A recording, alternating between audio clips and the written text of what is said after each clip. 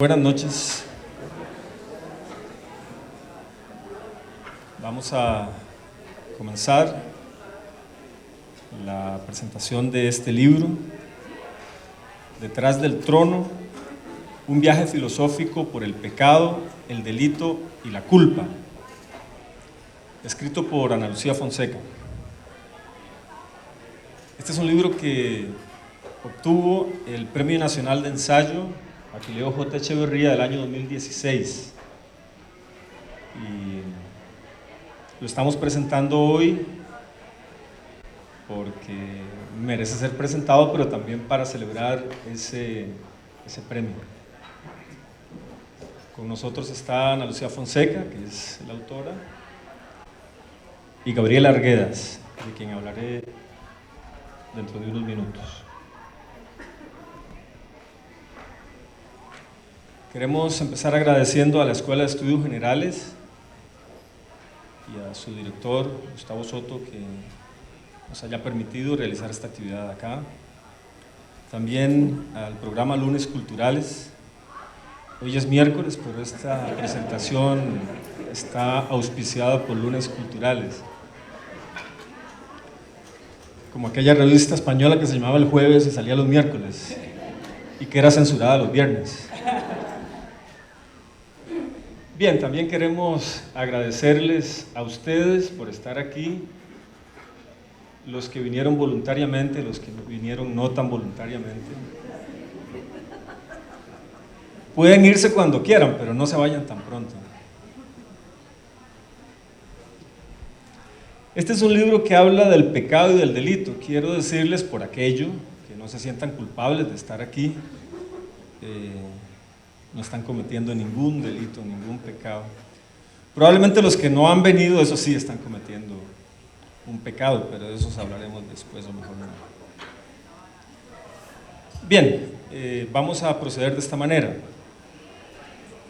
Yo voy a proponerles una primera presentación del libro, luego continuará la profesora Gabriela Arguedas, después la autora, Ana Lucía Fonseca, y por último tendremos un conversatorio con ustedes, si así lo quieren, y por último, un brindis. El brindis debería ser el primero, porque uno con vino habla mejor, pero bueno, lo haremos al final. Bien, comenzamos entonces. Detrás del trono, un viaje filosófico por el pecado, el delito y la culpa, es un libro que está dedicado a desmontar las coartadas, las artimañas de una poderosa ideología que confunde el orden de lo político con el orden de lo religioso, que confunde el delito con el pecado. Ana Lucía Fonseca le llama a esa ideología pensamiento teocrático. En algunos momentos del libro también le llama de otra manera, le llama pensamiento contrarreformista o contrarreformismo. Y se trata de un libro dedicado a analizar cuáles son las consecuencias perversas de ese tipo de pensamiento, las consecuencias perversas que ese tipo de pensamiento tiene sobre nuestros cuerpos, sobre nuestra sexualidad, sobre nuestros deseos, sobre nuestras formas de convivir. Ahora bien, este libro no se desplaza únicamente en el plano analítico o teórico, que lo hace y lo hace muy bien, sino que también incluye, por decirlo así, una propuesta acerca de cómo organizar de otra manera nuestras sociedades. En ese sentido es un libro que propone una forma de ética, que es también una forma de política, civil, no confesional, sin víctimas. Ana Lucía sostiene que frente a sociedades que están empeñadas en hacer normal la violencia y la victimización, la ética civil hace posible un tipo de convivencia que no se funda ni en el pecado, ni en el sacrificio, ni en el sacrilegio. Digamos que su propuesta fundamental, la de Ana Lucía, la de este libro, tiene que ver con la necesidad de renunciar a cierto tipo de tutelajes religiosos, políticos, que tanto daño nos hacen.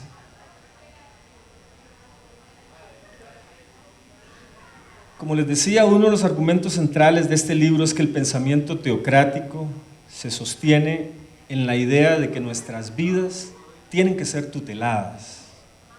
Es decir, que nuestras vidas merecen ser tratadas como vidas de personas menores o en minoría de edad.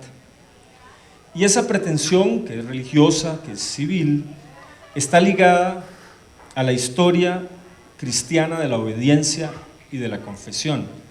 Y de eso querría hablar a partir de ahora. La obediencia es un principio de gobierno, es un principio cristiano de gobierno para administrar almas, cuerpos, vidas. La obediencia supone que lo que debe ser seguido no es una ley o un contrato. Lo que debe ser seguido es una voluntad, la voluntad de alguien. Obedecer es seguir una voluntad, la de Dios, la del Papa, la del obispo, la del cura. En el mundo religioso cristiano, la obediencia es el principal recurso para gobernar, para gobernarnos. Y probablemente la astucia de la razón cristiana es haber convertido ese principio religioso en un mandato social y político. Probablemente la institución en la cual el principio de obediencia cristiano cuaja y se desarrolla es el monacato. En el mundo monástico cristiano, los monjes son dirigidos, obedecen. Sus vidas son gobernadas, dirigidas cotidiana y exhaustivamente por otros todos los días. Desde el siglo IV de nuestra era, quien entra a un monasterio entrega su vida en manos de otro que lo dirige y que tiene que saberlo todo acerca de ese monje. Por supuesto, hay otras culturas no cristianas, hay otros tiempos en los que también ha habido prácticas cercanas a la obediencia. Sin embargo, eran prácticas que se daban en otro marco, en otro sentido. Por ejemplo, en la Grecia antigua, sabemos que algunas comunidades filosóficas tenían como práctica la guía de las emociones, una especie de guía filosófica, espiritual, sentimental. Esa guía tenía como fin buscar la sabiduría, buscar la salud, alguna virtud, pero en el marco del cristianismo se trata de otra cosa. En el cristianismo de lo que se trata es de obligar a alguien a perder su voluntad. La regla de San Benito, tan importante para la vida monástica, dice de los monjes, la cito textualmente: desean siempre que otros los manden. La obediencia como seguimiento ciego de una voluntad es una invención cristiana. Como les decía, en la antigüedad grecorromana había otro tipo de prácticas discipulares que suponen una cierta guía, que suponen una cierta autoridad de alguien sobre alguien, y eso se nota en libros como la correspondencia entre Séneca y su discípulo Lucilio. Ahí uno nota un lazo de dirección, de guía, de acompañamiento. Los epicúreos tenían hegemones, es decir, guías. En Grecia había maestros, gente que consolaba a otra en la desgracia. Se sabe que el sofista Antifoste tenía en Atenas un consultorio de consolación filosófica. Es decir, a cambio de dinero, ayudaba a algunos a pasar trances amargos. Yo a veces lo hago, pero no cobro mucho.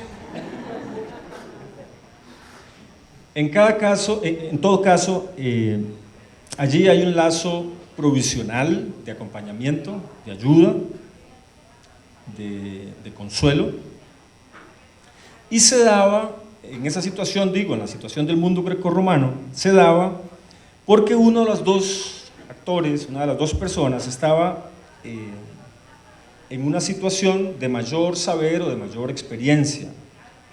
y era una guía que se basaba en ciertos principios y en un contrato básico. Y suponía que una vez que el discípulo era dueño de sí mismo o pasaba el trance amargo por el que estaba pasando, la guía o la relación se volvía prescindible, no era necesaria.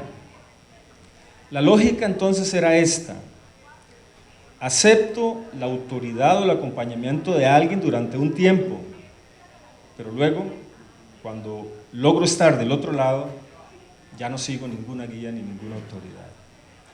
Pues bien, lo que pasa en el mundo cristiano es completamente distinto, y es precisamente porque se instaura ese principio de obediencia del que les hablé. El principio de obediencia cristiano tiene supuestos que difieren radicalmente de los supuestos de la antigüedad grecorromana. En primer lugar, en el mundo cristiano tenemos necesidad de un director todo el tiempo de nuestra vida. La dirección no es provisoria. En segundo lugar, la dirección no es para llegar a ser dueños de nosotras mismas, de nosotros mismos, pues en el mundo cristiano quien pretenda ser dueña de sí o dueño de sí cae en la soberbia.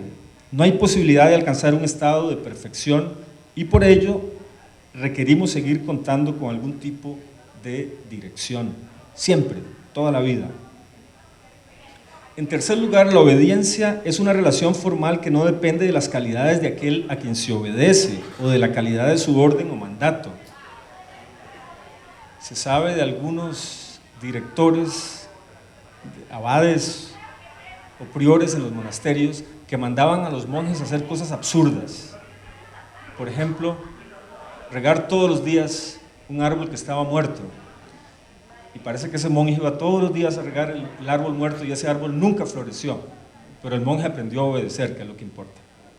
Ese tipo de irracionalidades constituyen, digámoslo así, el contrato básico de la obediencia. El valor de la obediencia solo radica en esto, en el hecho de aprender a obedecer. Por último, la obediencia es autorreferida, es decir, procura producir virtudes importantes para la vida monástica o cristiana. La obediencia se supone que produce humildad, paciencia y sobre todo sumisión. La humildad, la paciencia y la sumisión manifiestan que alguien alcanza la calidad de sujeto obediente.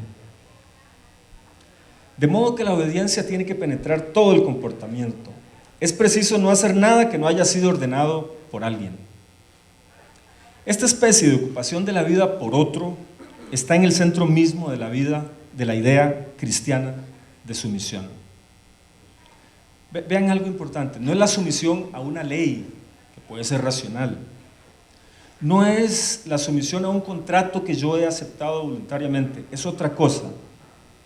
En la práctica monástica, la sumisión supone renunciar a una misma, a uno mismo, para que alguien sea dueño. Eso es el tutelaje del que habla Ana Lucía Fonseca a lo largo de todo su libro. Se trata de una renuncia a la subjetividad entera. Se trata de tratarnos como menores de edad. Pues bien, para redondear esta idea de obediencia, ahora quisiera hablarles de algo que se sigue de la obediencia, que es una consecuencia y que acompaña a la obediencia en el mundo cristiano, y es la idea de la confesión. Para obedecer plenamente hay que hablar, hay que contarlo todo, hay que decirlo todo.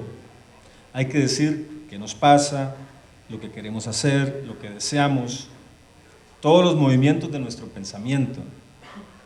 Así que para obedecer plenamente tenemos que verbalizar nuestra vida ante otro. El principio de confesar perpetuamente está ligado al principio general de la obediencia. Esto es muy curioso porque en la antigüedad grecorromana quien hablaba era el maestro. Aquí hay una inversión y la verbalización recae del lado de quien está siendo dominado. Escuchar y obedecer eran parte de una misma regla. El que es dirigido escuchaba, pero en la nueva relación de obediencia desarrollada en las instituciones monásticas cristianas, para obedecer hay que hablar, y mucho. Siempre, todo. De tal manera que la obediencia supone un autoexamen permanente para luego confesar la verdad que uno encuentra en uno mismo. Así, en la práctica monástica, el examen de conciencia es fundamental. Por supuesto, también tenemos ejemplos históricos de exámenes de conciencia en algunas escuelas filosóficas, pero era otra cosa también. Quiero leerles del libro de Séneca sobre la ira, un pasaje bellísimo en el que Séneca cuenta cómo hacía él su propio examen de conciencia. Dice así: ¿qué más bello que la costumbre de indagar en los hechos de nuestro día? ¿Qué dormir el que sigue a ese repaso de nuestros actos? Qué calmo, profundo y libre el dormir cuando el alma ha recibido su parte de elogio y crítica, y sometida a su propio control y a su propia censura, sienta secretamente en el banquillo a su conducta. Ejerzo esa autoridad sobre mí y todos los días me convoco a mí mismo, me hago comparecer ante mí mismo cuando mi luz baja. Y el cabrón de Séneca, que era un machista, dice: cuando mi luz baja y cuando mi mujer por fin se calla. Examino conmigo mismo y evalúo mis actos y mis palabras. No me disimulo nada, no me paso nada por alto. Esto es un ejemplo de alguien que tiene una relación autónoma consigo mismo, que no obedece más que a sus propios contratos y a su propia racionalidad crítica. Dice: yo me hago elogios por la noche a mí mismo, pero también me critico severamente. Séneca, luego de este pasaje que les he leído, sigue hablando de qué cosas se examina él cada noche. Entonces dice, por ejemplo, si he dañado a alguien, si no he escuchado a alguien, si he tratado mal a alguien, etc. Pero como les digo, aquí hay una visión muy distinta de lo que es el examen de conciencia. En el mundo cristiano, el examen de conciencia es para dar a otro un poder sobre mí mismo, sobre mi alma, sobre mi cuerpo, sobre mi vida.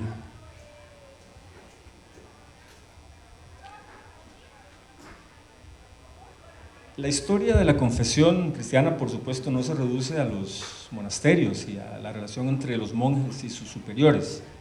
En la Baja Edad Media, entre siglos XI y XIII, la confesión cristiana va adquiriendo un matiz jurídico, se convierte en una especie de práctica judicial y se va sistematizando.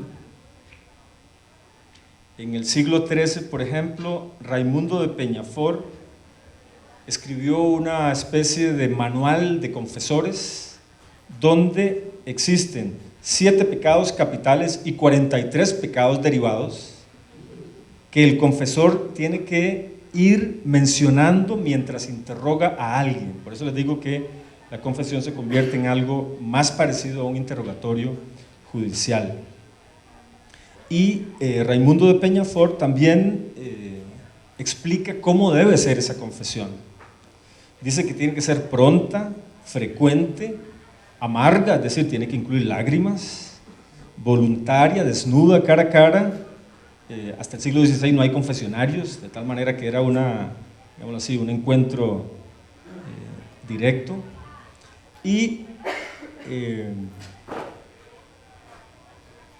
esa confesión iba acompañada siempre de penitencia, de castigo.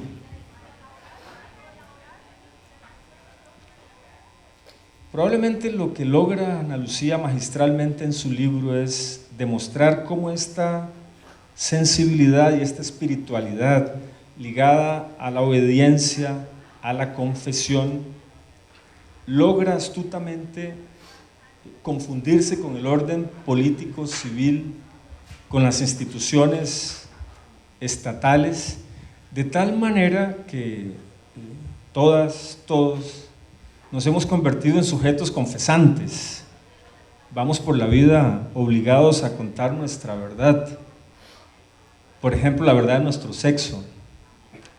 Nos obligan a decir quiénes somos, qué sentimos, qué pensamos continuamente. Eso es una forma de tenernos sometidos, es una forma de tutelarnos, y contra eso se levanta este libro de Ana Lucía, que propone una especie de desobediencia crítica, o, como dice mi querido Michel Foucault, una especie de indocilidad reflexiva. Cuando yo leí por primera vez este libro, era una tesis, después tuve que leerla como editor y ahora lo releí como libro. Y yo puedo captar aquí una opción muy clara por la autonomía de la voluntad. Nuestras sociedades, nuestras comunidades necesitan personas que sean indóciles, que no acepten este pacto de sumisión, que por ejemplo puedan callarse cuando alguien los obliga a hablar, a contar su verdad para someterlos. En una novela magistral de Javier Marías titulada Tu rostro mañana, hay un personaje que defiende el valor de callar. La novela comienza así: no debería uno contar nunca nada, ni dar datos, ni aportar historias. Callar es la gran aspiración que nadie cumple ni aún después de muerto. La gente relata sin cesar y narra sin darse cuenta de lo que está haciendo, de los incontrolables mecanismos de insidia, equívoco y caos que pone en marcha y que pueden resultar funestos. Habla sin parar de los otros y de sí misma, y también de los otros al hablar de sí misma, y también de sí misma al hablar de los otros. El silencio tiene entonces a menudo un valor ético y político que este libro de Ana Lucía quiere rescatar. Termino con dos comentarios más formales sobre el libro. El primero es el valor narrativo de este libro. Este es un libro escrito con un talento narrativo envidiable. Ana Lucía tiene el don de los que saben contar historias. Cuenta muchas historias aquí. Y mientras va contando historias, nos va explicando conceptos complejísimos. Ese es otro don. Los filósofos tenemos muy mala fama de gente que no sabe escribir, que no sabe hablar, que todo lo confunde. A menudo es una fama bien ganada. Un monje medieval, San Pedro Damiano, decía que Dios había creado todos los oficios, pero que el diablo había creado a los filósofos para confundir a todos los demás. Bueno, este es un libro escrito con gracia, con claridad, con un enorme talento explicativo. Y mientras Ana Lucía nos va contando historias pertinentes para entender cómo funciona el delito y cómo funciona el pecado y la culpa, también va narrando algunas experiencias de infancia, de adolescencia, de sus años de formación.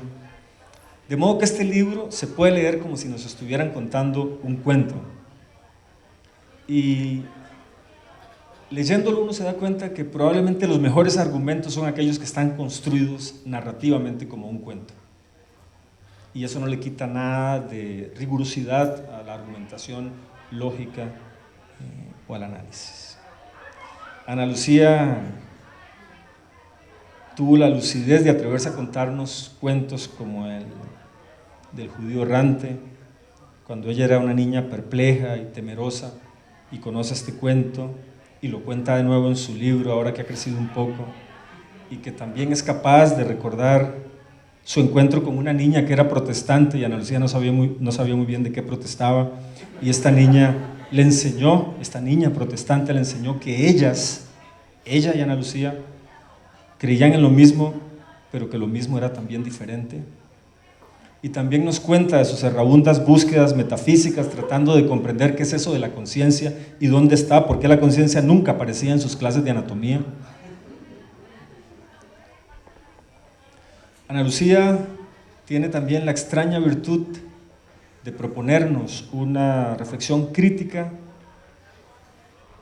con un enorme respeto, sin desprecio, sin arrogancia, sin violencia. Ana Lucía busca con honestidad, porque alguna gente cree lo que cree, pero nunca, nunca en ese libro uno siente desprecio por esa gente que cree ciertas cosas y es gente a la que ella amó, a la que sigue amando.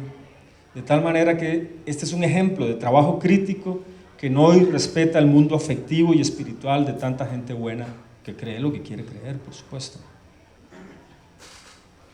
Es un libro que propone romper con ciertas formas de tutelaje, que no acepta que nos traten como menores de edad.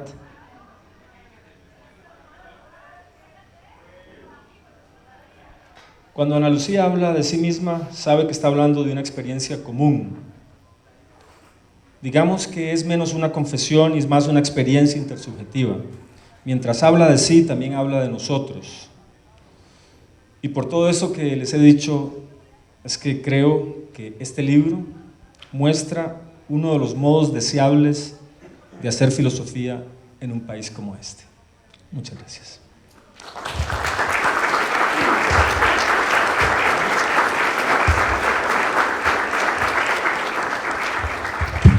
Gracias. Vamos a escuchar ahora a la máster Gabriela Arguedas, profesora de la Escuela de Filosofía, investigadora del Centro de Investigación en Estudios de la Mujer. Gabriela está terminando su tesis doctoral, esperamos que pronto pueda defenderla, y es una de las luchadoras de la calle y del aula y de las instituciones por la justicia, por la igualdad en este país. Vamos a escuchar a Gabriela. Buenas noches. Muchas gracias Ana Lucía, muchas gracias Alexander, muchas gracias Arlequín por invitarme a comentar este libro que me parece estupendo en muchos sentidos distintos, pero además mucho más estupendo y valioso en esta coyuntura particular que está atravesando el país, pero que también está atravesando el mundo. Quiero leer una cita que usa Ana Lucía en el apartado que titula Hacia una moral sin pecado, de Esperanza Guisán, otra filósofa. Y dice así: postular un derecho a la educación moral supone reclamar el derecho humano a elaborar normas de acuerdo con las necesidades e intereses humanos, de acuerdo con los principios de bienestar y justicia preconizados por las morales laicas, que derivan su poder persuasorio de la apelación que se hace a los sentimientos de empatía, solidaridad, al margen y con independencia de lo que dicten las morales religiosas, condicionadas por dogmas que hacen de la moralidad un fardo demasiado pesado e inútil para que pueda ser reclamado por nadie como un derecho. Esto es del libro de Esperanza Guisán que se llama Ética sin Dios. Y quiero leer otra cita de Franz Hinckelammer que utiliza Ana Lucía en esta reflexión. Si debe haber víctimas o no, no es ningún objeto de argumentaciones. El que no haya víctimas es criterio, no argumento. El argumento revela dónde hay víctimas y cómo no puede haberlas. Esto es de Hinckelammer de 1991. Y esto da, creo yo, como una textura de la posición ético-política desde la que Ana Lucía hace esta reflexión. Y quiero hacer como un punteo de elementos que me parecen fundamentales en un marco como este, que es el de la presentación del libro, ¿no? Como una invitación, un abrebocas, para que lo lean y lo relean y lo compartan y lo regalen por doquier. El primer elemento que quiero destacar es que este es el libro de una mujer filósofa, de una mujer feminista, de una mujer atea. Por lo tanto, estoy hablando de una mujer rebelde, de una mujer desobediente, de una mujer atrevida, y algunos podrían pensar que es de una mujer insolente. Claro, porque en este país, ser filósofo, ser mujer, atreverse a hacer filosofía, atreverse a posicionarse como feminista y como no creyente, ya es tener todos los números de la rifa para la condena al infierno, etcétera, ¿verdad? Y no es una cosa menor que este libro, que esta reflexión sobre la forma en que se ha utilizado el discurso religioso para transformarlo en un dispositivo de control político, no es casual que esta reflexión venga de una subjetividad encarnada con estas características, ¿sí? Porque las principales víctimas, que no deberían existir, ¿sí? Por eso Esperanza Guizán y Hinckley hablan de una ética sin víctimas, y eso lo recupera Ana Lucía en el libro.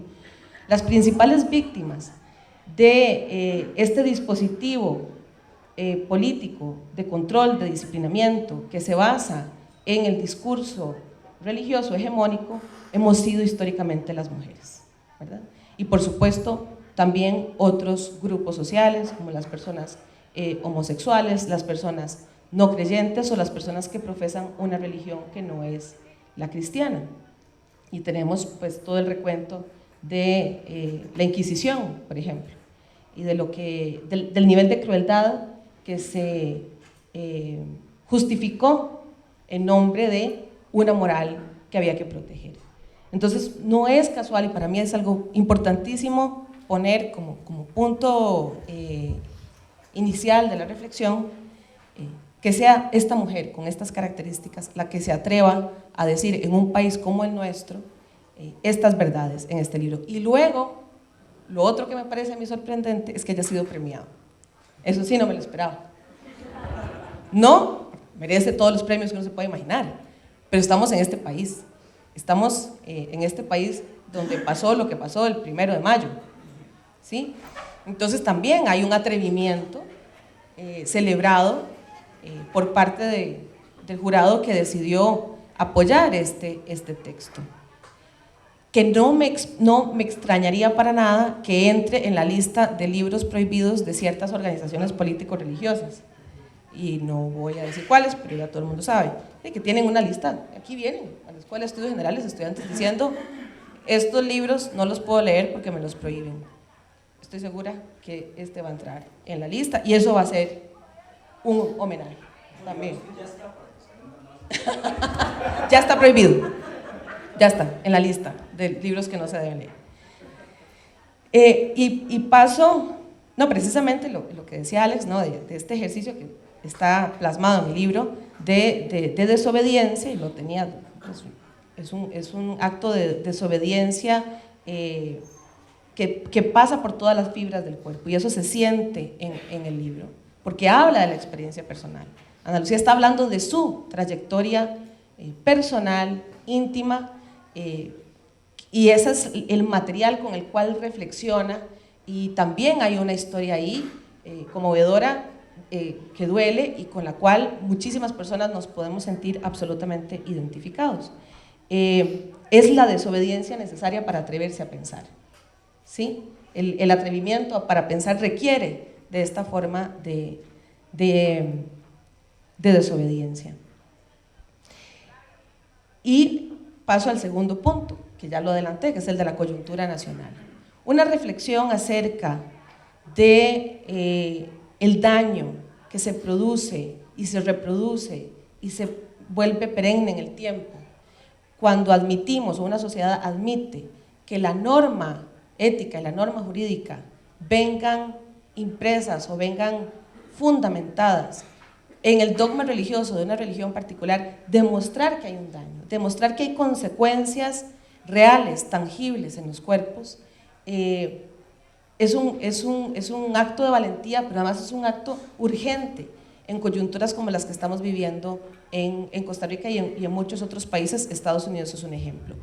Estamos en el siglo XXI, estamos en el 2017 y estamos dando discusiones que parece que nos hacen retornar al 1350, ¿verdad? Y esto es grave, grave para la democracia, grave para la convivencia que permita florecer la existencia humana, y este libro permite hacer un llamado a la discusión razonable sobre cómo debemos, o cuál es la mejor forma, la forma ideal para construir comunidad plural, diversa, respetuosa de las herencias históricas, culturales de todos los grupos. Lo que está sucediendo en Costa Rica, que es un estado que sigue siendo confesional, debería alarmarnos a todos y a todas. No porque sea un problema que las personas profesen una creencia religiosa en lo absoluto, y creo que eso está muy claro también en el libro. No es una discusión sobre si las personas tienen un derecho o no a tener o a manifestar un credo religioso. El libro nos advierte cuál es el problema cuando un credo religioso se transforma en una imposición de orden político y jurídico. Y el hecho de que Costa Rica sea una república, pero que al mismo tiempo sea confesional, nos demuestra que hemos tenido problemas históricos con esa diferenciación. Y el hecho de que hayamos pasado por 3 intentos de reforma constitucional para eliminar el carácter confesional del Estado y que pasemos a un Estado laico y que ninguno de esos 3 intentos haya, bueno, evidentemente fructificado, también debería ser señal de alarma. Porque en la medida en que constitucionalmente se le siga otorgando un lugar de privilegio a un credo particular, en esa medida estamos restringiendo el espacio para poder pensar, ¿sí? En esa medida se están también limitando las posibilidades de una vida justa y de una existencia, como dice Butler, que vale la pena ser vivida. ¿Por qué? Porque vamos a estarle otorgando a cierto tipo de percepciones religiosas o cierto tipo de dogmas un poder simbólico y también un poder político desproporcionado, que es a lo que Ana Lucía también se ha referido cuando habla de esta duplicidad, esta forma espuria, digamos, de asociación entre lo que se entiende como pecado y lo que termina reconociéndose jurídicamente como delito. Vuelvo al caso de nosotras las mujeres. En este país se han establecido delitos que tienen que ver con el campo de la salud sexual y la salud reproductiva que nos afectan directamente a las mujeres, ¿verdad? Son limitaciones al ejercicio de autonomía sobre nuestro propio cuerpo sobre la base de un dogma religioso, no sobre la base de un argumento racional. Y esto no es menor, porque esto puede y ha producido muertes. Sí, esto ha producido víctimas. Y es terrible, ¿no? Que estemos en una democracia que produce víctimas, jurídicamente produce víctimas, para proteger el estatus de privilegio de una tradición religiosa específica. En la coyuntura global, lo que vemos es una emergencia de los fundamentalismos religiosos y de los neointegrismos religiosos también. Estamos, digamos, al borde o viviendo situaciones de conflicto militar espantosas, con una enorme cantidad de daño humano, de daño cultural, y todo esto tiene que ver con la imposibilidad de hacer una distinción entre una ética de mínimos que nos permita coexistir, ya no solo en un Estado de nación, sino en la comunidad de las naciones, y lo que cada individuo o grupo cultural particular quiera otorgarse como norma para sí mismos en virtud de una tradición religiosa. Ser incapaces a estas alturas de la historia de hacer esa diferenciación es alarmante y también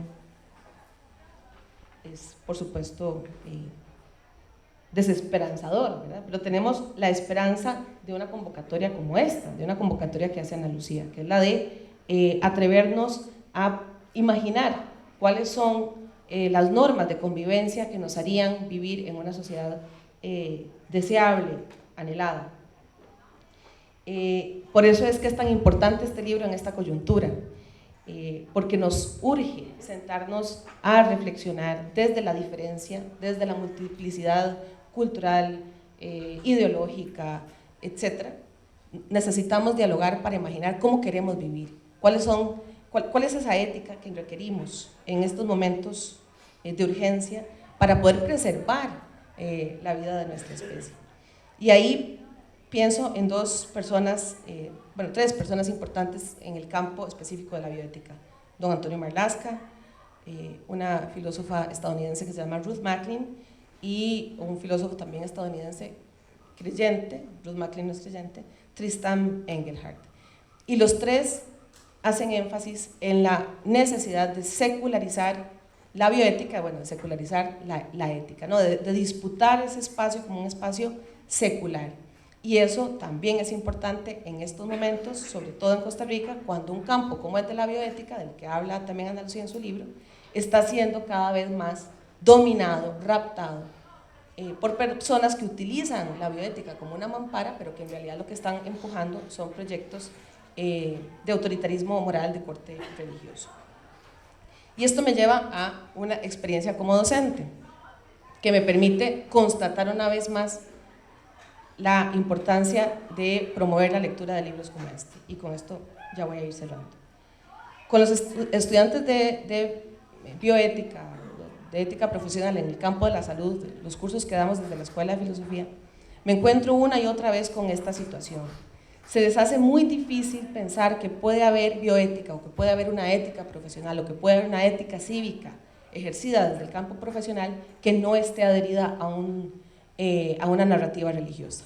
¿Sí? Les desconcierta la posibilidad de poder hablar de una ética que no tiene una raíz de orden religioso. Y estamos hablando de gente muy joven, ¿sí? De gente que no tendrá 20, 21 años. ¿Por qué ese desconcierto? Eso es algo que tenemos que indagar, eso es algo que tenemos que investigar. ¿Por qué se hace tan difícil imaginar una vida profesional, personal, correcta, apegada a principios importantes como los que mencionaba Esperanza Guisán, de solidaridad, de empatía con el otro? ¿Por qué es tan difícil imaginarse esa posibilidad en ausencia de un director de conciencia eterno? ¿Verdad? ¿Por qué es tan difícil imaginarse la posibilidad de una autorreflexión personal motivada por el deseo de crecer como individuos y también como comunidad? ¿Por qué no podemos imaginarnos eso sin un ligamen a una institución jerárquica de orden religioso? Tenemos que imaginarnos eso, pero además urge que la gente más joven también se lo imagine. Finalmente, la conclusión a la que yo llego, sobre todo en el área que trabajo, que es el de la bioética, es que hay un daño histórico que se ha hecho, y es el de la necesidad de tener una ética de recetas, una ética de protocolos, una ética que pueda ser reproducible cuantitativamente, ¿no? Que cuántos miligramos de este ingrediente con cuántos miligramos de este ingrediente me permiten saber que estoy haciendo lo correcto. Es pánico a la incertidumbre, pánico a el ejercicio de pensar críticamente en la vida cotidiana. ¿Sí? Lo que mucha gente desesperadamente busca es certeza, y por eso se adhieren de manera fanática a un dogma religioso, y por eso les asusta la posibilidad de hablar de una ética sin ese dogma, porque estamos hablando, y es lo que propone Ana Lucía, una ética también desde la incertidumbre, una ética desde las preguntas constantes que no necesariamente van a generar respuestas concluyentes, sino que puede que abran todavía más preguntas y más incertidumbres. Entonces, este ejercicio es el ejercicio más urgente de nuestra época, de este siglo, frente a un retroceso impresionante que nos está llevando a presenciar juicios de valor en donde prácticamente se justifica la extinción de un grupo cultural particular para asegurar una supuesta sociedad ideal o sociedad justa. Y con esto pues cerraría mi comentario. Gracias.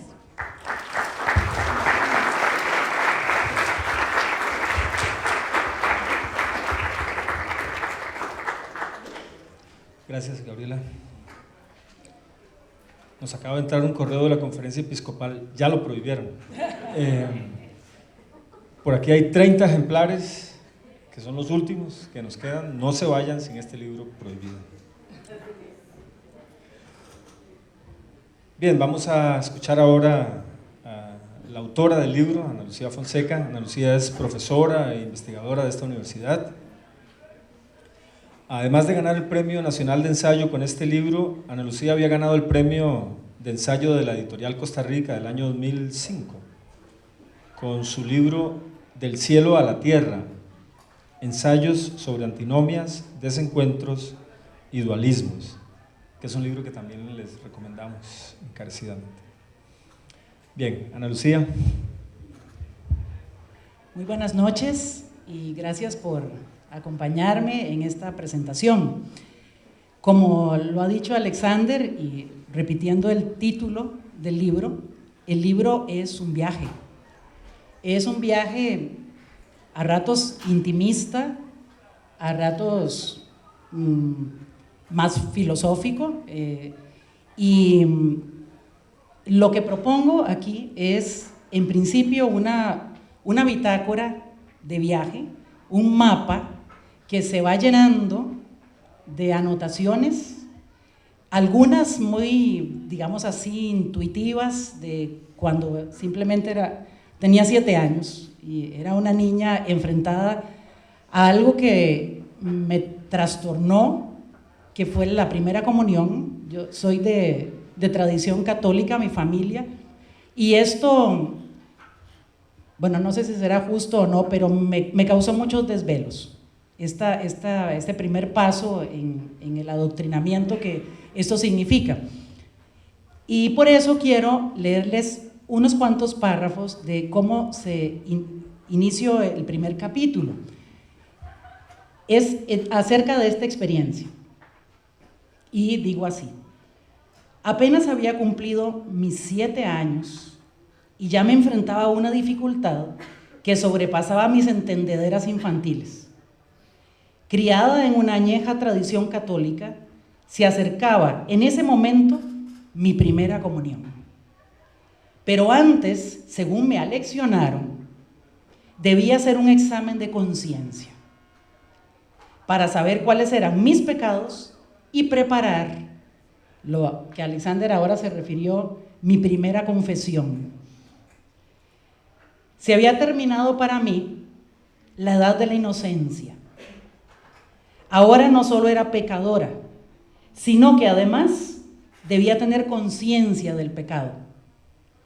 Pero, ¿qué era el pecado? ¿Y por qué yo podía pecar? Entre las explicaciones que me dieron, hubo una que me atormentó entonces. El pecado es una ofensa a Dios. Había sentenciado dramáticamente la catequista. Y si no confesamos nuestra culpa y nos arrepentimos, seremos castigados. Una ofensa a Dios, una culpa, un castigo. ¿Cómo era eso de que estaba en mis manos de niña ofender al mismísimo Dios? Temí, por supuesto, entonces el castigo.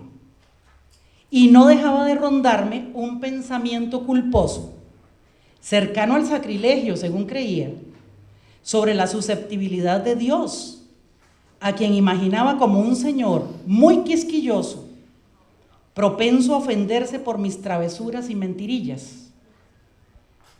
Mientras que quedaban registradas en un libro de haberes y deberes, estas mentirillas y esas travesuras, que además estaba guardado con un celo de comerciante en algún estante del archivo divino. Mucho tiempo después pude entender la hondura ideológica de aquella noción de pecado. Esta vez en mis primeras lecturas de filosofía de la religión. Pero entonces ya no le temía el castigo. Y me di a la tarea de conocer la génesis de la doctrina que tanto me había hecho padecer en la infancia. Esta es la parte de este ensayo que se trata de entrada, ¿verdad? En la primera parte del libro. Luego hablo sobre el delito y la confusión de estos dos órdenes, del pecado y del delito. En una tercera parte me refiero con algún detalle a lo que ya Gabriela les explicó sobre el tutelaje de los cuerpos, para en la cuarta parte hacer mi propuesta, porque al final de cuentas, pues algo hay que decir de qué es lo que queda después de todo ese devastador panorama teórico, político, ético, filosófico por el que tuve que transitar. En el epílogo de la obra, que narra obviamente el final de mi viaje filosófico por el pecado, el delito y la culpa, digo que la sensación que me embargó en ese momento fue la misma que dejan los recorridos por umbrosos bosques y laberintos en callejuelas de viejos pueblos. Estos recorridos son intimistas, especulares, es decir, nos ponen un espejo al frente, obligan a atisbar los detalles. Por eso, como les decía al principio, les ofrezco en el libro una crónica de viajera, con muchas interrogantes a cuestas, sin soluciones, con más interrogantes que atisbos de conclusión, y un mapa filosófico, insisto en la idea, que fui llenando con anotaciones personales. Esta de mi primera comunión, mi problema con la reflexión sobre la conciencia, la historia del judío errante que me produjo insomnios horribles, que es cruel, ¿verdad? Pero bueno, ¿qué aprendí en este camino? ¿Qué aprendí? Aprendí a reconocer el pensamiento doctrinal y a la vez doctrinero, porque el pensamiento doctrinal siempre busca, ya no digamos seguidores, busca fieles, fieles que nunca desdigan de esa fe obligada. Ese pensamiento es aquel que excluye la diferencia, persigue herejías, se relame satisfecho con las certezas de la moral, de la única moral, y legitima sus juicios en valores absolutos y de acatamiento obligatorio. Aprendí que el pensamiento doctrinal y doctrinero está presente no solo en las tradiciones religiosas, sino también en las tradiciones políticas y jurídicas, cuando éstas asumen que el poder de legislar, de juzgar o de mandar se ha originado en un acto singular, fundamental, ahistórico. Para la tradición religiosa, este acto depende, obviamente, de la revelación divina. Para las tradiciones políticas y jurídicas, de un sucedáneo de esta revelación, a saber, y ojo el término, del espíritu de las leyes, cuya interpretación autorizada vuelve igualmente apócrifa y herética toda narración que se aparte del canon establecido. Aprendí que el pensamiento doctrinal y doctrinero saca ventaja de aquel falso dilema que dice: el que no está con nosotros está contra nosotros, porque asume que dentro de la doctrina se custodia la esencia de la virtud o de la licitud y que fuera de ella se cierne el peligro del pecado y del delito. Aprendí que el pensamiento doctrinal y doctrinero victimiza a hombres y a mujeres, pero no por igual, porque primero define el pecado o el delito y enseguida declara que las mujeres somos ocasión de pecado, tentadoras como Eva, malvadas como Lilith, como Dalila o como Jezabel, siempre a un paso del sacrilegio, que debe ser compensado con algún acto de expiación, con el sacrificio cruento o incruento de nuestros propios cuerpos. Y entonces, después de esto, ¿qué puedo afirmar? Lo que afirmo, y lo afirmo sin ambajes, es que para sostener una moral no es necesario un fundamento religioso, que la ética no puede ser teología moral, aunque aparezca en algunos tratados de bioética con el nombre de bioética, y eso no es bioética, eso es teología moral. aun cuando la teología moral tenga un lugar, sin ninguna discusión, lo tiene en las decisiones, los debates éticos y bioéticos. Sostengo además que solo una ética civil o una ética sin víctimas, como me gusta llamarla, es capaz de fundamentar una moral sin pecado. Que el espacio político y jurídico donde tal ética es posible no puede ser confesional, no importa cuál sea la religión que esté detrás. Tiene que ser laico, precisamente porque la laicidad es la condición, aunque no la solución completa, para que aprendamos a respetar las diferencias y aceptar el pluralismo democrático.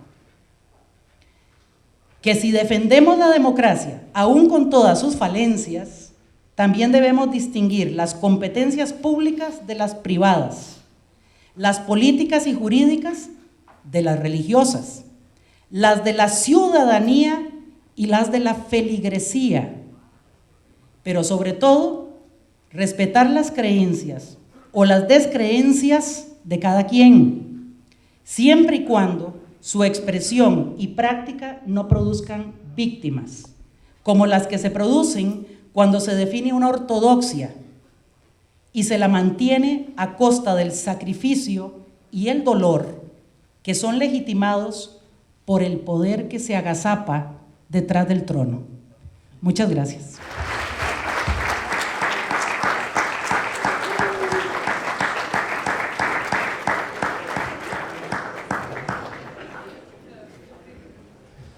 Bueno, ahí tienen, para conversar, para preguntar. Un minuto. Gracias.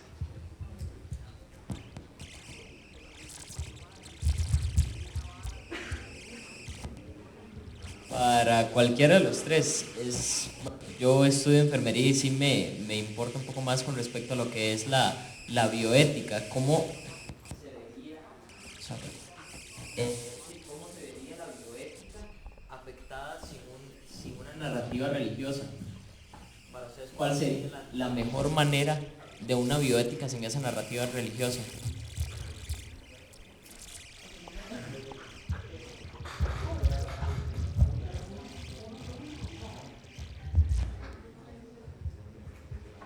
Mire, voy a ser muy corta en la respuesta. La bioética sobre fundamentos religiosos es excluyente. Y eso significa que victimiza a personas que no comparten el credo que está detrás. En nuestro país, confesionalmente católico, es predominantemente ese credo el que está detrás. La bioética, uno de los principios de la bioética es la autonomía. ¿Cómo se puede ser autónomo si se supone esa autonomía en un dogma? Entonces, insisto, no es que se esté proponiendo aquí que las religiones no tengan voz. Tienen voz, pero el problema es si tienen la autoridad para fundarse como la única moral posible, porque sin duda toda religión genera una moral, pero no toda moral se tiene que fundamentar en una religión. Entonces, el problema que en este momento tiene la bioética no es que deje el fundamento religioso que suele tener, sino más bien esa sería su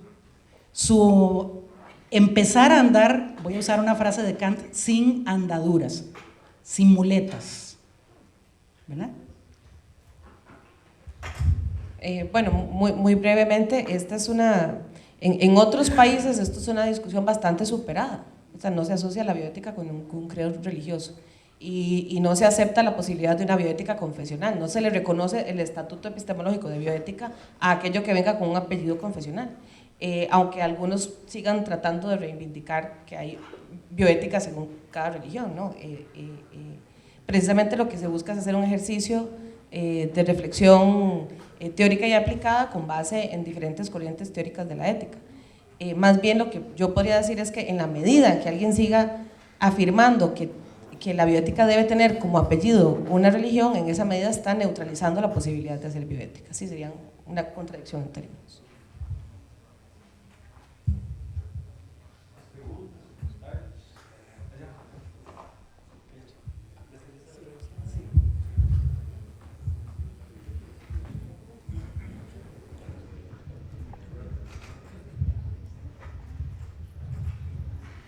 Bueno, buenas noches. A mí me surge una pregunta, pero voy a ver si me explico bien. Se dice que se busca una ética sin dogma religioso, ¿correcto? Y anteriormente comenzó el profesor hablando sobre la búsqueda de una no obediencia, o sea, una desobediencia. La existencia de una ética, sin importar el dogma que tenga, no va a generar ya una orden donde se tenga que seguir una obediencia. O sea, si yo tengo una ética sin importar el dogma que sea, igual voy a tener una obediencia, o sea, voy a estar obedeciendo a algo. Entonces, esto me llevaría a que ética, tarde o temprano, va a llevar de consecuencias, sin importar el dogma, un examen de conciencia a las personas. Entonces, tarde o temprano vamos a sentirnos culpables por no seguir la ética. Y entonces siento, si todo esto va así, siento que más bien el buscar una ética de una forma en específico, el buscar una ética que no tenga que ver nada con lo religioso, lleva más bien a una excusa a todas las acciones que realicemos por salirse del orden. No sé si me explico. Gracias.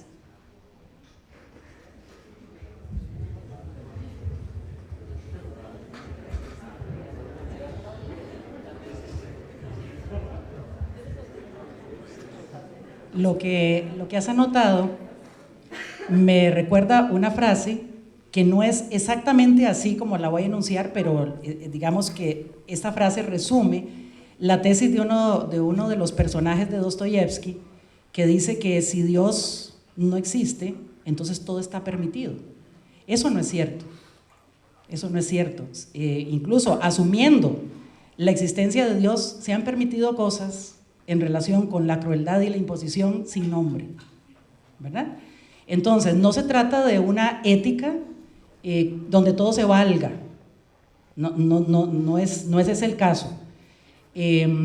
Sí, la ética, ya lo decía Gabriela, la diferencia con los grandes narraciones de éticas dogmáticas, porque existen las éticas dogmáticas, es precisamente que se parte de un acuerdo de mínimos, no de valores máximos, sino un acuerdo de mínimos.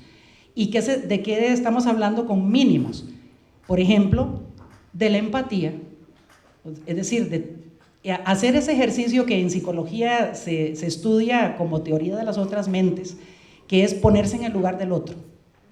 Por ejemplo, la solidaridad ante la desgracia ajena. Para esto no se necesita ser religioso, basta ser humano, aun cuando también al lado de lo humano está la crueldad, y es que somos animales que tenemos esas dos caras.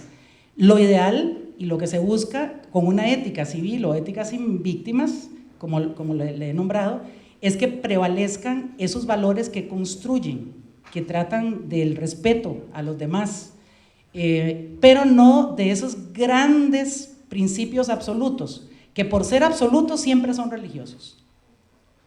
Y no estoy diciendo con esto que por eso entonces tengamos que asumir el relativismo de todo lo que queramos, cuando queramos y no importa dónde estemos. Eso no es así. Por eso es que me parece muy acertado lo que decías, la ética de mínimos no es que no sea normativa, pero normativa no quiere decir acéptelo sin discusión, sino discuta, sopese, comparta, objete, si es del caso. Pero para eso, ¿dónde puede haber un foro de discusión si el Estado y el espacio del Estado es confesional? En este momento, esto lo podemos decir porque estamos en la Universidad de Costa Rica. ¿Sí? Más allá, en otros foros, esto no sería tan fácil decirlo. Igual lo diría, pero probablemente no me aplaudirían, sino que me rechiflarían. ¿Verdad? Entonces, claro que estamos hablando de principios, claro que estamos hablando, pero no de principios absolutos, de acuerdos que, como decía Gabriela, permiten la sobrevivencia de la especie sin victimizar. Si hay algo que victimiza o ha victimizado a lo largo de la historia, está presente en la historia de las religiones, no importa cuál sea. Fíjate que si ves la historia de las religiones siempre hay guerras y sigue habiéndolas. Entonces, ¿qué es lo que podríamos aprender con un fundamento religioso? A hacer una diferencia entre los que están conmigo y los que están contra mí por no estar conmigo. O sea, ese viejo dilema al que acudí. Entonces, no es brincar hacia todo se vale, es razonar lo que nos lleva a una convivencia pacífica y no impositiva.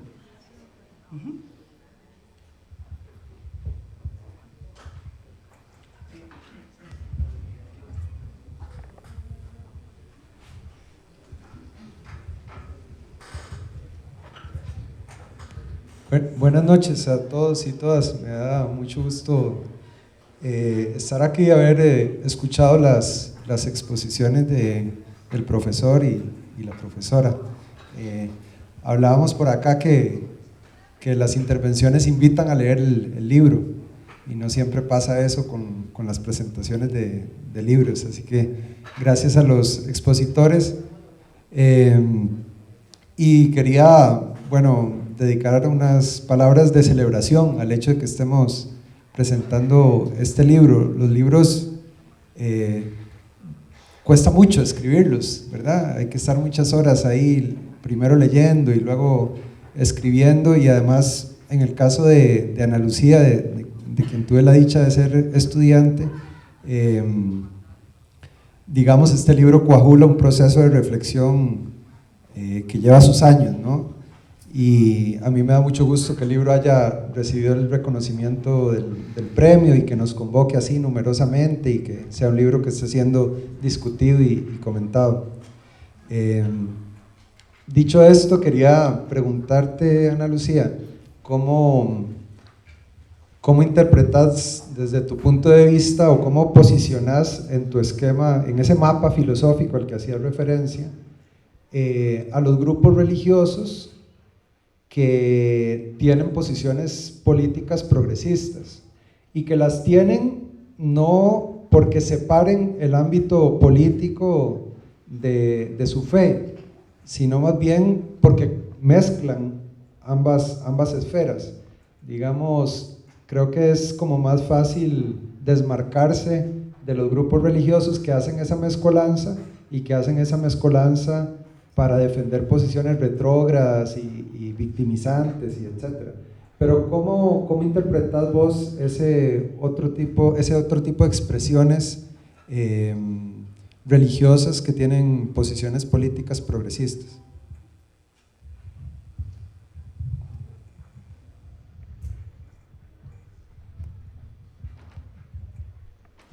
Creo, Camilo, que si son realmente progresistas, tienen que hacer la distinción entre lo político y lo religioso, lo cual no quiere decir que haya un abandono y arrinconamiento de la fe, o como alguna vez un crítico que apareció por allí, un sacerdote, por un artículo que escribí, me dijo que yo, con esta tesis sobre la laicidad, estaba condenando a las personas religiosas a practicar su fe debajo de la cama. Por dicha no dijo encima, porque bueno, que los estaba arrinconando, fue lo que me quiso decir. Pero yo creo que, vean, es que es inevitable, aún para las posiciones más progresistas en religión, partir de algún dogma o de alguna verdad que no se cuestiona. Ahora, ¿tienen derecho? Claro, por supuesto, pero a lo que no tienen derecho es a imponer en el plano de lo político esa verdad que esta persona tiene todo el derecho de juzgar incuestionable, revelada, y que si permite, ojalá, progreso, por lo menos en la convivencia, pues bienvenida sea. Pero yo dudo que una actitud progresista plena pueda darse si yo no deslindo el plano político del plano puramente religioso. O bien, lo replanteo, si no me quedo con la parte de la religión que implica la plena convivencia política y dejo de lado, no sé, no tengo yo que hacer ese ejercicio, no soy religiosa, pero dejo de lado aquello que en las jerarquías de mi culto pues victimizan. Tal vez por eso muchas agrupaciones religiosas se separan del tronco dogmático de las iglesias, en buena hora. Pero sí creo que el progresismo del que hablabas implica una actitud crítica, cuestionadora de parte de las personas que son religiosas. Ahora, es muy gratificante poder hablar con personas religiosas que tengan esta actitud y que, por ejemplo, que no es el caso en este momento, ni lo será durante todo lo que falte del periodo en el directorio de la Asamblea Legislativa de este señor, que a todos nos ha dejado perplejas. Pero yo estoy segura de que él, que no es para nada progresista, entiende que la política que no se cubra en el dogma no sirve para nada, ¿verdad? Y hacer el ejercicio de pensar que la política no puede cubrirse en el dogma, pues mis respetos para quien lo haga. Sé que es difícil.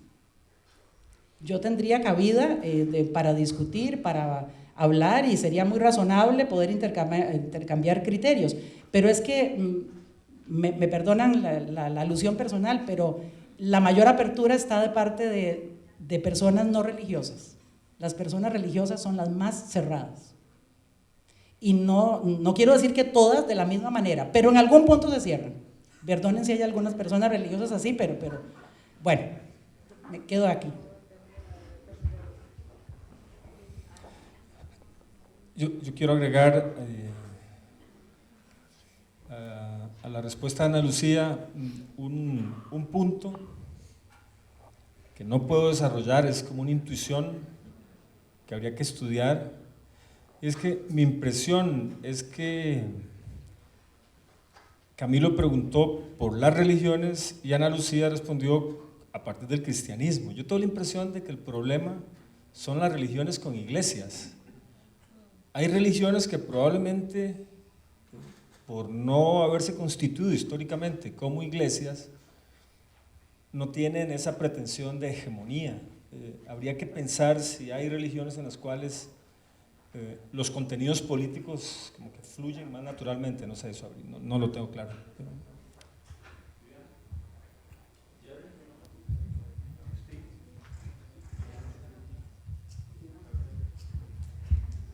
Bueno, muy buenas noches a todos y a todas. Primero, Ana Lucía, de nuevo felicitar el libro, es una bocanada de aire en medio de sociedades conservadoras y academia incluso también algo conservadora. Creo que, digamos, para quienes trabajamos los temas de bioética y demás, estos temas, y para quienes lo vivimos, además, resulta ser un apoyo académico, pero también un camino que también invito a todos y a todas a recorrer con Ana Lucía en el libro.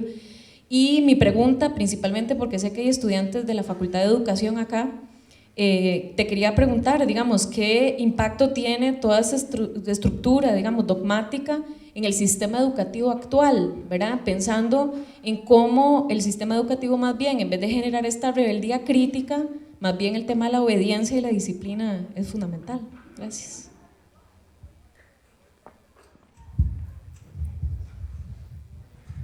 Sí. Yo soñaría, Vivi, con que en lugar de dar religión en las escuelas y colegios públicos, se diera historia de las religiones, o no sé, filosofía, historia, sociología de la religión, qué sé yo. Pero no es así. El impacto inmediato en el sistema educativo es que todos ustedes y yo, los que contribuimos con los impuestos a las finanzas del Estado, tenemos que pagar para que se adoctrine a los niños y niñas y jóvenes en un determinado culto, en una determinada religión. Y eso es muy injusto.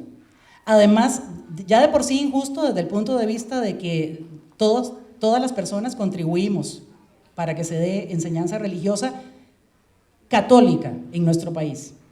Y esa es la verdad. Pero además muy injusto porque es que es muy fácil, y esta es una estrategia religiosa que tienen en común las religiones, es que para adoctrinar hay que adoctrinar al niño y a la niña pequeños, porque es más fácil, porque después ya tenemos muchos peros, pero el adoctrinamiento es cruel, es injusto, es políticamente insano y además lo pagamos toda la ciudadanía que contribuye con el Estado. Entonces, debería darse religión en las escuelas y colegios y conocimiento de cómo se articulan las diferentes religiones en el mundo, claro, y que cada quien saque sus propias consecuencias, pero no es así. Y vos y yo lo vivimos, ¿sí? Me quiero aprovechar de esa pregunta para citar a Juan Marco Bayoni, que es un sociólogo de la religión argentino, con quien compartí hace poco en un congreso, y dijo algo que me parece fundamental. En este momento podría ser más fácil negociar en los países que son todavía confesionales, que son como 3, Costa Rica y 2 más, constitucionalmente confesionales. Sería más fácil negociar una reforma de Estado laico una reforma de Estado confesional para transformarlo en laico si les dejáramos la educación. Probablemente aceptarían, ok, quíteme el artículo 75 de la Constitución de la República, pero déjeme la educación. ¿Y qué es lo que ha pasado? Que muchos países latinoamericanos que son constitucionalmente laicos, nunca llegó el proceso de secularización porque la Iglesia Católica nunca abandonó su lugar preponderante en la educación primaria y secundaria. No solo con la enseñanza de la religión que dice Ana Lucía, sino porque los estados dependen fuertemente, y Costa Rica es uno de ellos, de esta educación semioficial que es fundamentalmente de escuelas y colegios confesionales, católicos y ahora están creciendo los protestantes. Entonces, no es que haya un problema en sí mismo en que un colegio sea confesional si se asegura de que la educación no va a ser de manera, un adoctrinamiento velado, pero justamente es ahí donde se reproduce. Es decir, su lugar de mayor importancia político-ideológica es justamente la educación. Bien, vamos a escuchar las últimas 3 participaciones, responde Ana Lucía y luego vamos a tomarnos un vinito. Gabriela. No, lo mío más que todo es un comentario, porque en realidad yo creo que ya me acaban de responder un poco Gaby y Ana Lucía. Es más que todo pues en la referencia a un comentario que hizo Gabriela que me pareció muy interesante respecto a los estudiantes que reciben los cursos de ética, como algunos son muy conservadores y les cuesta pensar eso. Eso no se da solo en los estudiantes de filosofía o de los cursos de ética, sino también aquí en los de estudios generales. Y pues me pareció muy interesante porque mi pregunta en realidad es como qué sucede con estas nuevas generaciones que, si bien es cierto, no tuvieron la educación fundamentalista o la educación católica tan dogmática y arraigada que tuvo Ana Lucía. Hay una gran cantidad de años de diferencia y de perspectivas. Si bien es cierto, no tienen esa educación, ¿cómo es que cuando ingresan a la universidad ingresan con unas bases fundamentalistas muy duras, en donde ellos mismos no pueden romper con esa noción del delito, del pecado y de la culpa, y que ellos mismos también establecen juicios y juzgan? Porque si se supone que ya se llega a un nivel en la universidad en la que pueden desarrollar criticidad, a veces se gradúan y esa criticidad no se desarrolla. Básicamente es un comentario. Gracias.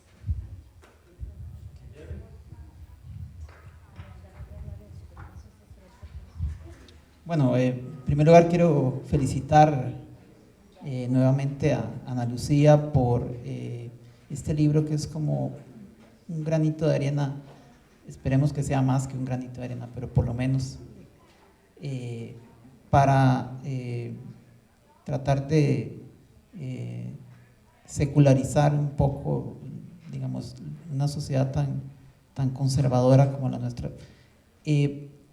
Bueno, mi experiencia como profesor de estudios generales ha sido también similar en ese sentido. O sea, yo incluso pensaría que hay una especie de nueva ola conservadora, ¿verdad? Donde uno claramente ve cómo ciertos temas, digámoslo así, se siguen repitiendo en las escuelas, a pesar de que se dice que se eliminan los cursos de religión, que ya no es religión, sino que es educación en valores y no sé qué.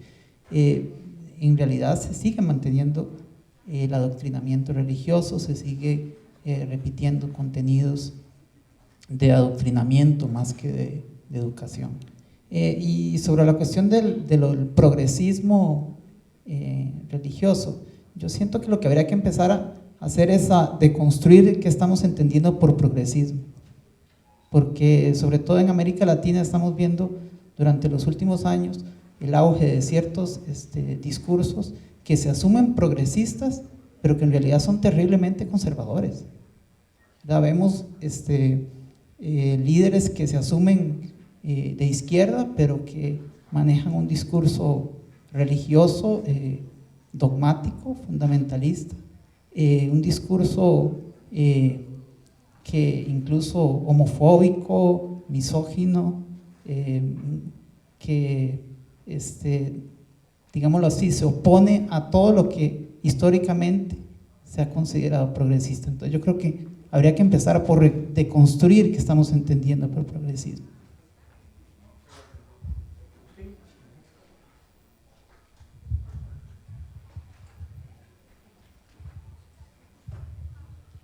Gracias, buenas noches. Yo quisiera confesar algo, empezar confesando algo, me parece muy apropiado. Confieso que no he terminado el libro, pero ya lo empecé y es un gozo, realmente es un gozo. Digamos, la forma, como dice Alex, como narra Ana Lucía, es un gozo. Sin embargo, contrapuesto con el gozo del libro, yo creo que estoy un poco con Gaby en el sentido de que en esta coyuntura, digamos, estamos hablando de un tema de cierta urgencia, ¿verdad? Y que, bueno, ha salido ahí, pero un poco como de manera poco comprometida, digamos. Los comentarios han sido poco comprometidos respecto a lo que pasó. Tal vez la que más, digamos, en la mesa, donde más insistieron. No voy a... todos saben lo que pasó, ¿verdad? Con el 1 de mayo y eso. Sí, no es secreto, no. A mí me parece que hay una cuestión aquí, hay un sentido de urgencia y hay una amenaza real, y me recuerda un poco esta película de Andrade de Palo Brasil, donde están todos en la iglesia ahí y está predicando el líder de izquierda mientras el ejército se va metiendo poco a poco y todo el mundo vuelve a ver y nadie hace nada hasta que finalmente los garrotean todos, ¿verdad? Es decir, aquí hay una avanzada en el juego del poder, y se ha perdido mucho terreno. Es decir, desde la indignación de lo de Justo Orozco en la presidencia de la Comisión de Derechos Humanos, que generó todo un movimiento, y bueno, Sergio Pacheco, que está acá, fue parte de las caras de eso, ¿verdad? Ahora esto pasó relativamente desapercibido, y a mí eso me llama la atención y me preocupa. Entonces me pregunto, esta falta de indignación, ¿es que esta es una sociedad tremendamente conservadora, o será que el resto que no es tan conservador se queda callado y es cómplice? Para dar el caso actual y lo que pasó digamos, dentro de Liberación Nacional, hubo voces disidentes, doña María Luisa, que está por acá, Kevin Casas y Leonardo Garnier, pero de alguna manera la impresión que uno le dio después de esas manifestaciones de ellos fue, bueno, estas son unos poquitos y el resto guardan silencio. Y con los estudiantes me pregunto si también va un poco por ahí, ¿verdad? Si es que es una gran masa de estudiantes que están aquí, les podemos preguntar, hacemos una encuesta ahora, veo que hay muchos, si ustedes son todos conservadores, o simplemente hay unos cuantos conservadores y el resto de ustedes son nihilistas, digamos, ¿verdad? Eso sería como, ¿será eso? Esas serían mis dos preguntas, digamos. ¿Qué pasa con los jóvenes? ¿Qué pasa con los jóvenes?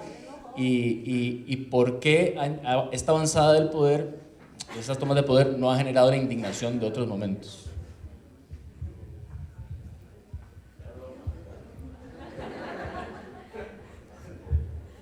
Para no hacerlo largo y que no suene a falta de compromiso. Yo creo, Agustín, que como sabes muy bien, las estrategias del poder autoritario son múltiples y puede larvarse.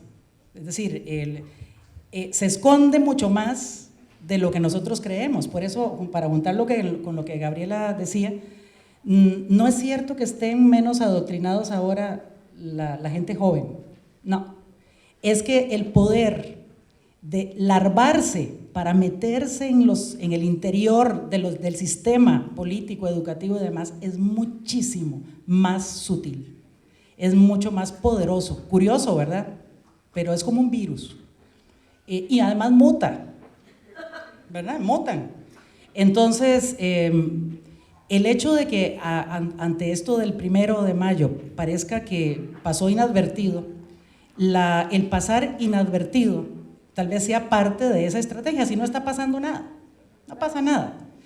Yo tal vez también, y esto creo que algunas personas en la Escuela de Filosofía pues hemos hecho el esfuerzo de que presentar la ética como un espacio de discusión y de debate, y no como se presentaba. Tal vez la gente ya menos joven aquí presente recordará aquella película clásica del Ángel Azul. No sé si alguien lo recuerda, con Marlene Dietrich. En esa película, mejor no digamos quién lo recordamos porque nos echamos al agua.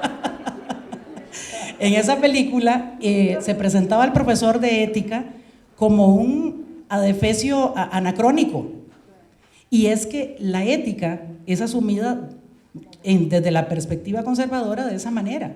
Es un discurso que dice lo que hay que hacer, que da reglas, es un recetario, como decía Gabriela cuando criticaba esta noción.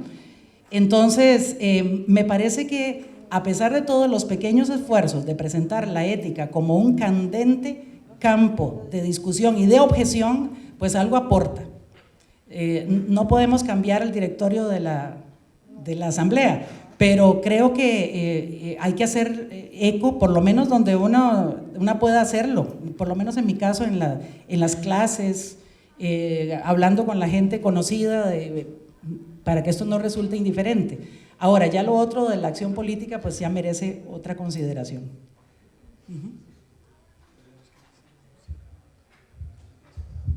Las últimas palabras es que tenemos un movimiento por el Estado laico de Costa Rica. Aquí hay uno de sus miembros, estamos Sergio Pacheco y yo sosteniendo un poco el movimiento, pero entonces quienes tengan interés, les invito a que estén atentos a la página en Facebook del Movimiento Pro Estado Laico de Costa Rica, porque estaremos pronto convocando esa indignación de la que habla Agustín. Ya lo comprometí públicamente. Bueno, sigamos conversando con un vino allá afuera y les pido que terminemos con un aplauso para el libro y para Ana Lucía.